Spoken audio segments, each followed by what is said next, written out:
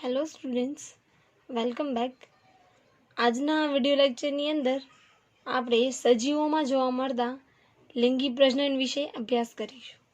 તો સૌપ્રથમ લિંગી પ્રજનન એટલે નરજન્યુ અને માદાજન્યુનું એકબીજા સાથેનું જોડાણ.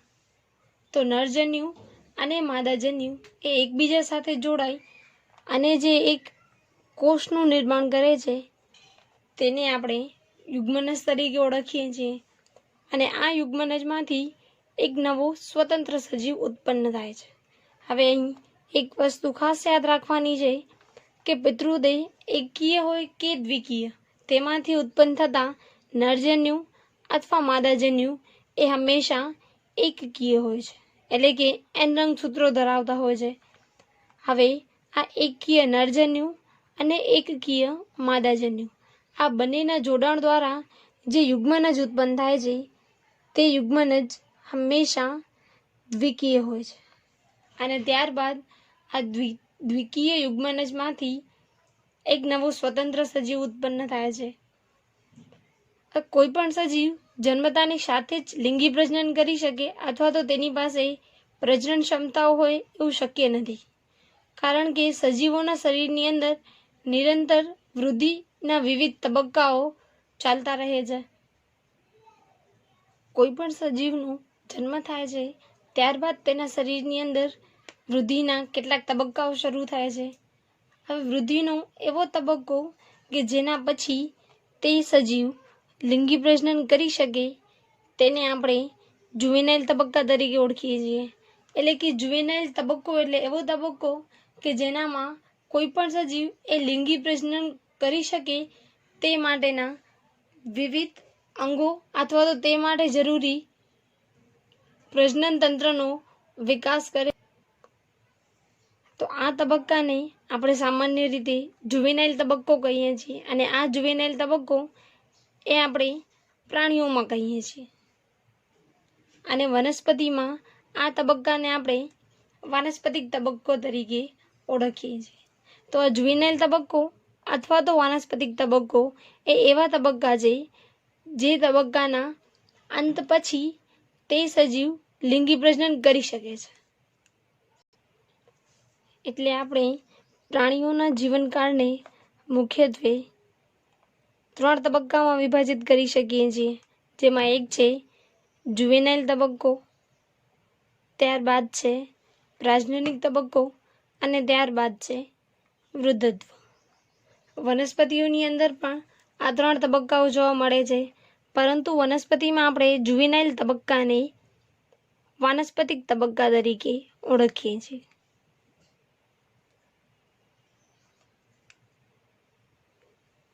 હવે કોઈ પણ સજીવની અંદર આ જુવેનાઇલ તબક્કો અથવા વાનસ્પતિક તબક્કો આ બંને તબક્કાઓનો અંત થાય ત્યારબાદ તે વનસ્પતિ અથવા પ્રાણી એ લિંગી પ્રજનન કરી શકે છે.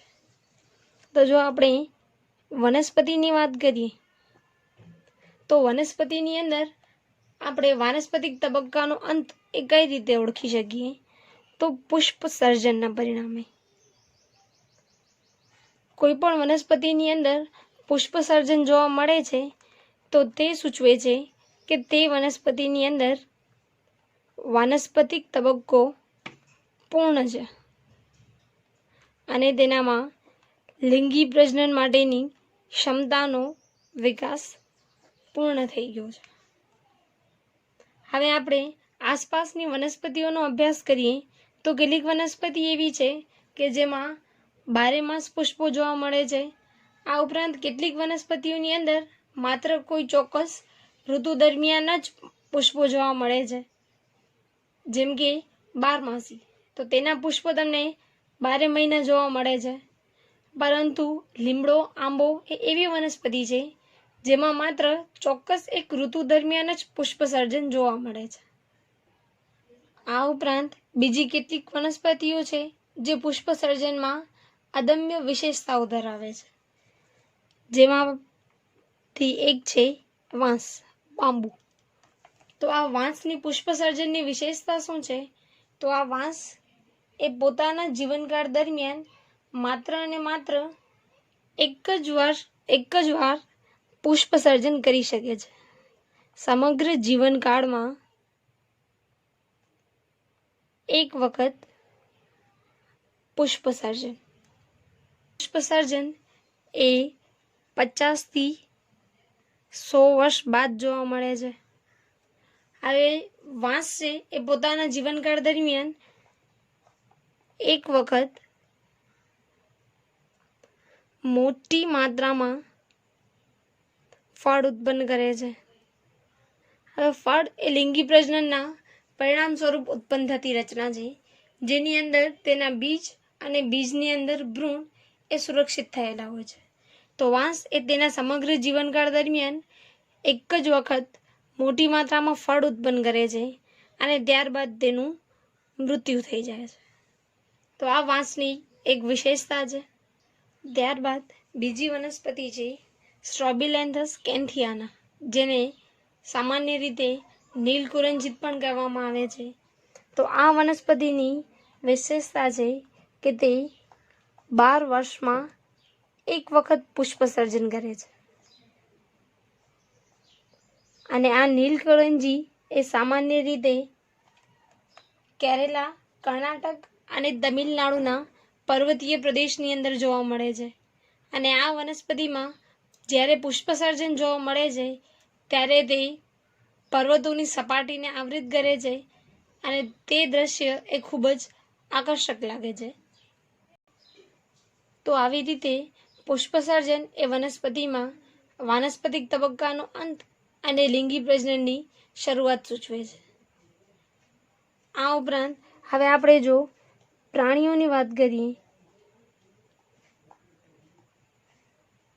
તો પ્રાણીઓમાં સામાન્ય રીતે જો આપણે મનુષ્યની વાત કરીએ તો મનુષ્યની અંદર જુવેનાઇલ તબક્કાનો અંત કઈ રીતે કહી શકાય, તો સામાન્ય રીતે તરુણાવસ્થા છે, આ તરુણાવસ્થા દરમિયાન જે ફેરફારો જોવા મળે છે તે ફેરફારો એ મનુષ્યની અંદર જુવેનાઇલ તબક્કાનો અંત અને લિંગી પ્રજનનની શરૂઆત સૂચવે છે. જેમાં નરની અંદર આપણે વાત કરીએ તો અવાજ ઘેરો બનવો, ચહેરા અને શરીરના અન્ય ભાગો પર વાળનો વિકાસ થવો, આ ઉપરાંત માદાની અંદર માદા પ્રજનન તંત્રનો વિકાસ, સ્તન ગ્રંથિનો વિકાસ વગેરે જુવેનાઇલ તબક્કાનો અંત અને પ્રાજનનિક તબક્કાની શરૂઆત સૂચવે છે.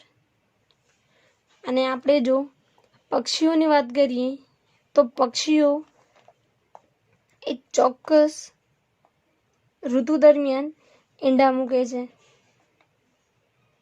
અને સામાન્ય રીતે બધા પક્ષીઓ એ અંડપ્રસવી છે, એટલે કે તે ઈંડા દ્વારા પ્રજનન કરે છે અથવા તેમની સંતતિ એ ઈંડામાંથી વિકાસ પામે છે. હવે આ પક્ષીઓ કોઈ ચોક્કસ ઋતુમાં જ ઈંડા મૂકે છે, પરંતુ એના સિવાય આપણે જો મરઘા ઉછેર કેન્દ્રની વાત કરીએ તો મરઘા ઉછેર કેન્દ્રની અંદર જે મરઘી જોવા મળે છે તે મરઘી સતત ઈંડા ઉત્પન્ન કરે છે. તો આ મરઘી એ સતત ઈંડા ઉત્પન્ન કરે છે તે પ્રજનનના હેતુ માટે નથી, પરંતુ તે વ્યાપાર સંબંધિત છે. તો હવે આ મરઘી એ 12 માસ ઈંડા કઈ રીતે ઉત્પન્ન કરી શકે છે, તો તેને કેટલાક અંતઃસ્રાવો આપવામાં આવે છે અથવા કેટલાક હોર્મોનલ ઇન્જેક્શન્સ આપવામાં આવે છે, જેના પરિણામે તેના અંડપિંડમાંથી અથવા તો જે માદા પ્રજનન તંત્રનો ભાગ છે તેમાંથી સતત અંડકોષો ઉત્પન્ન થયા કરે છે. સામાન્ય રીતે જે જરાયુજ પ્રાણીઓ છે, એટલે કે જરાયુ ધરાવતા પ્રાણીઓ, હવે આ જરાયુ એ માદા પ્રાણી અને નવા ઉત્પન્ન થતા ગર્ભ વચ્ચેનું જોડાણ છે. અને આ જરાયુ ધરાવતા પ્રાણીઓને આપણે જરાયુજ પ્રાણી તરીકે ઓળખીએ છીએ. તો આ જરાયુજ પ્રાણીઓ છે એનામાં પણ માદા પ્રાણીની અંદર તેના અંડપિંડ અને કેટલીક સહાયક પ્રજનન ગ્રંથિની અંદર કેટલાક અંતઃસ્રાવોના લીધે ચક્રીય ફેરફાર થાય છે.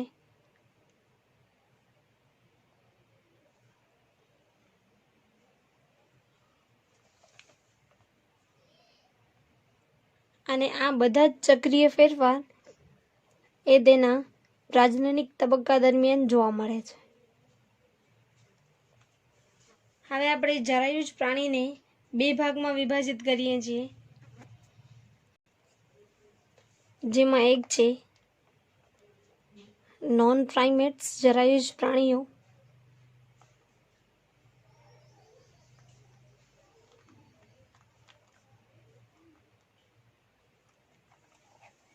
જેની અંદર સમાવેશ કરીએ છીએ આપણે ગાય, ઘેટાં, ઉંદર, કૂતરા વગેરે જેવા પ્રાણીઓનો. આવા પ્રાણીઓની અંદર એ ચક્રીય ફેરફારો એટલે કે જે પ્રજનન તબક્કા દરમિયાન જોવા મળે છે એવા ચક્રીય ફેરફારો એ ચોક્કસ ઋતુમાં જોવા મળે છે. તો જે પ્રાણીઓની અંદર અંડપિંડ અને સહાયક પ્રજનન ગ્રંથિમાં થતા ચક્રીય ફેરફારો એ ચોક્કસ ઋતુમાં જોવા મળે તો તેને આપણે ઋતુકીય ઋતુચક્ર તરીકે ઓળખીએ છીએ.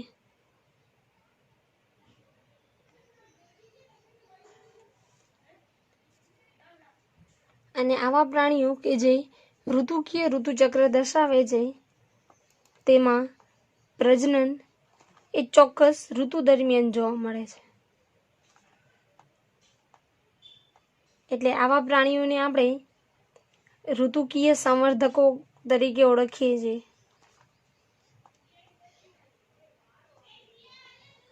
ઉદાહરણ તરીકે કૂતરાની આપણે વાત કરીએ તો કૂતરાની જે નવી ઉત્પન્ન થતી સંતતિ છે એ 12 માસ ઉત્પન્ન થાય છે એવું જોવા નથી મળતું.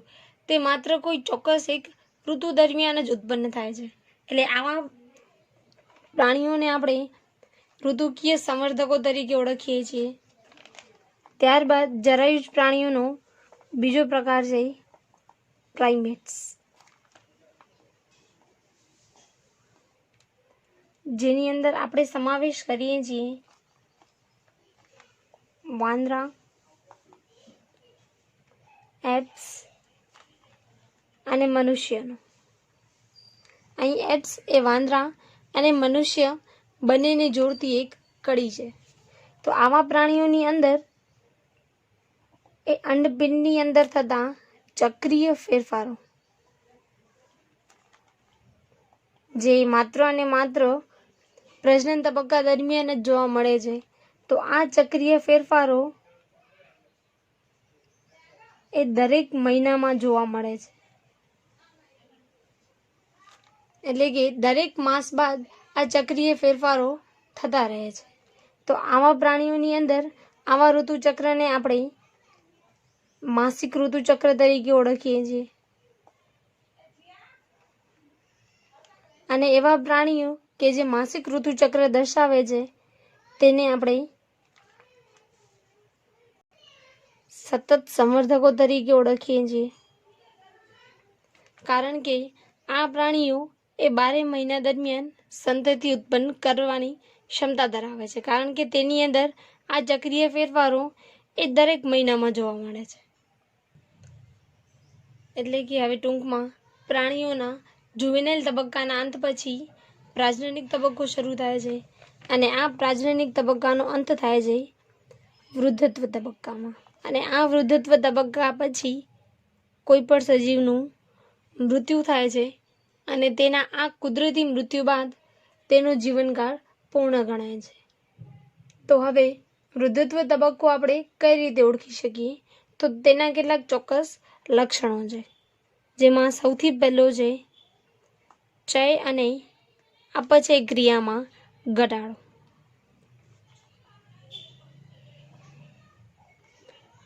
એટલે કે તેના ચયાપચયિક દરમાં ઘટાડો,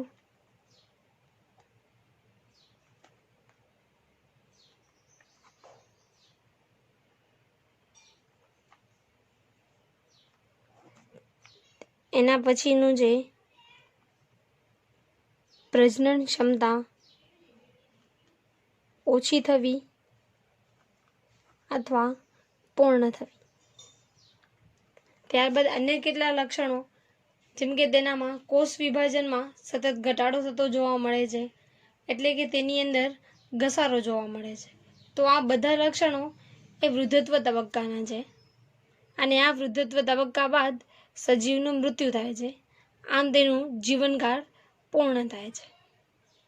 હવે સજીવની અંદર જોવા મળતા આ ત્રણ તબક્કાઓ, એટલે કે જુવેનાઇલ તબક્કો, પ્રાજનનિક તબક્કો અને વૃદ્ધત્વ તબક્કો, એ ત્રણેય તબક્કાઓ એકબીજા સાથે સંકળાયેલા છે.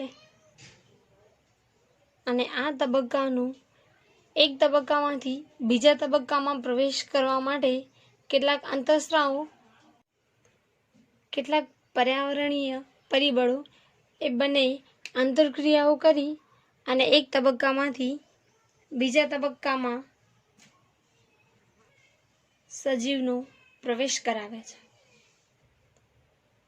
પૃથ્વી પર અસ્તિત્વ ધરાવતા બધા જ સજીવો એ એકબીજાની સરખામણીમાં તેમની બાહ્યાકાર વિદ્યા, અંતસ્થ વિદ્યા વગેરેની અંદર ભિન્નતાઓ દર્શાવે છે, પરંતુ તે દરેક સજીવો એ લિંગી પ્રજનનની દ્રષ્ટિએ સમાન છે. એટલે કે દરેક સજીવોની અંદર લિંગી પ્રજનનના સમાન તબક્કાઓ જોવા મળે છે. હવે લિંગી પ્રજનનને આપણે સામાન્ય રીતે 3 તબક્કાની અંદર વિભાજિત કર્યું છે, જેમાંથી એક છે પૂર્વ ફલન તબક્કો, ત્યારબાદ બીજો છે ફલન તબક્કો અને ત્યારબાદ છે પશ્વફલન.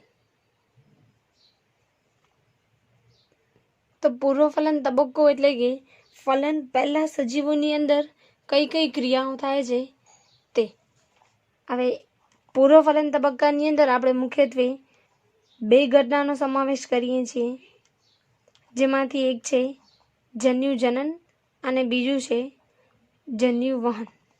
અહીં જન્યુજનન એટલે કે જન્યુઓનું નિર્માણ કઈ રીતે થાય છે, અને જન્યુવહન એટલે કે જે નરજન્યુ અને માદાજન્યુ ઉત્પન્ન થયા છે, તે નરજન્યુ અને માદાજન્યુ એ એકબીજા સાથે કઈ રીતે સંપર્કમાં આવે છે, અથવા તો તેમનું કઈ રીતે વહન થાય છે. ત્યારબાદ છે બીજો તબક્કો એટલે કે ફલન તબક્કો. તો આ ફલન તબક્કાની અંદર કોઈ પણ સજીવની અંદર કઈ રીતે ફલનની ક્રિયા, એટલે કે કઈ રીતે નરજન્યુ અને માદાજન્યુનું જોડાણ થાય છે, તેના વિશે અભ્યાસ કરવામાં આવે છે. અને ત્યારબાદ છે છેલ્લો પશ્વફલન તબક્કો. હવે આ પશ્વફલન તબક્કાની અંદર મુખ્યત્વે આપણે સમાવેશ કરીએ છીએ ભ્રૂણજનનનો. હવે ભ્રૂણજનન એટલે કે યુગ્મનજમાંથી નવો સજીવ કઈ રીતે ઉત્પન્ન થાય છે તેનો અભ્યાસ. હવે નેક્સ્ટ લેક્ચરની અંદર આપણે પૂર્વફલનની અંદર જે સમાવેશ ઘટનાઓ છે, એટલે કે જન્યુજનન અને જન્યુવહન, આ બંને વિશે માહિતી મેળવશું. આજના આ ક્વેશ્ચન તમારું હોમવર્ક.